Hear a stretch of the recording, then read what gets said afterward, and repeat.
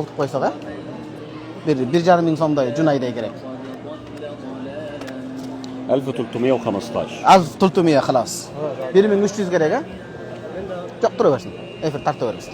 To'liq efir tartilaversin. Bo'lgan. Antkeni el bunday to'liq o'qiyani ko'rsin da yaqindan-cha. Yaxshi bo'ladi. Qancha? 1400. Junay berasiz.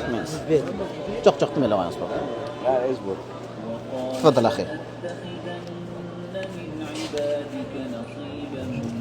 خلاص حساب صافي هكذا بارك الله فيك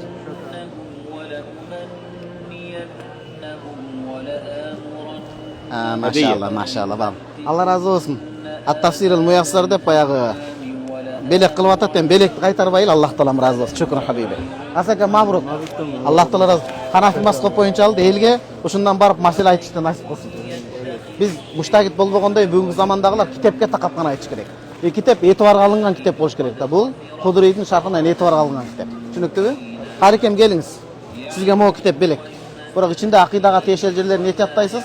Kalgan bir başka жерlerini alabız. Siz Kur'an jattagан адамсыз да sizge belek. Şükran habibi. Şükran. Gettik.